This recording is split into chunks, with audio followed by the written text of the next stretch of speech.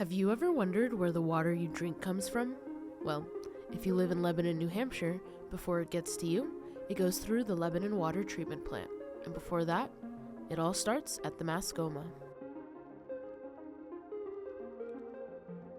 The Mascoma River is dammed at the raw water intake, creating a larger and deeper volume of water. This forms a head of water pressure, allowing the raw water intake flow to become more consistent into the plant. A coarse screen prevents any large objects from entering the 36-inch raw water pipe. During the fall season, an additional floating fine screen is placed in front of the intake to capture floating leaves. The raw water travels to the raw water injection vault, where powdered activated carbon, or PAC, is added for taste and odor during the warmer months due to algae activities. Sodium bicarbonate is added to increase the alkalinity of the water. The water travels inside the treatment plant fence toward a chemical building, entering the second vault for injecting coagulant and measuring flow rate. The conventional treatment process consists of coagulation, flocculation, sedimentation, and clarification. The coagulation stage consists of coagulant, PCH 180, injected into the raw water stream flow at the raw water vault southeast of the chemical building. A static inline mixer follows for rapid mixing. Then, the process divides into two separate trains, north and south, both identical in design. Each train consists of 3 flocculation basins, with a common gear drive rotating a shaft in all of the basins. This allows for the snowballing of small particles into larger particles called floc. This is a time-dependent process that directly affects clarification efficiency by providing multiple opportunities for the particles suspended in the water to collide through gentle and prolonged agitation. The process then exits Basin 3 into the compartment referred to as the snow chamber.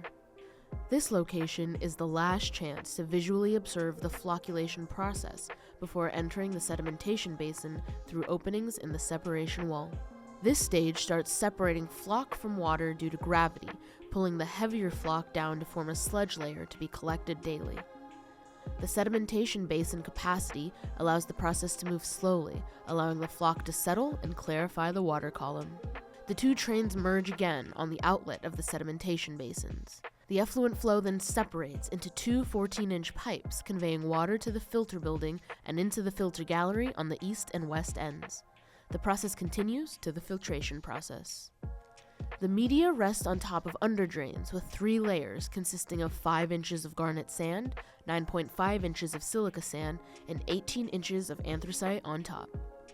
Entering through the influent valve, gravity allows the water to pass through the media and into the underdrains, then through the fluid valve of the associated filter. Each filter is monitored for regulated requirements for water clarity using a turbidity meter. The filtered effluent is combined in a column pipe, then chemical addition occurs, starting with a polyorthophosphate blend for corrosion control, sodium hypochlorite for disinfection, and sodium fluoride for fluoridation. The combined filter effluent, or CFE, is monitored for turbidity and chlorine. Residual CFE moves into the 2 underground clear wells, each approximately 100,000 gallons. This part of the process assures the correct amount of contact time with the disinfectant occurs before the drinking water reaches the first customer for consumption. The 2 clear wells are normally configured in a series format. The CFE enters well 1, then exits into well 2. Each well is designed with a serpentine flow pattern to increase the duration of time of the water in the well, allowing for the most contact time with the disinfectant. As the water exits well 2 and into the wet well, soda ash or sodium carbonate is injected to adjust the pH to the desired set point. The finished water is monitored for turbidity, chlorine, residual temperature, pH, and fluoride before leaving the wet well.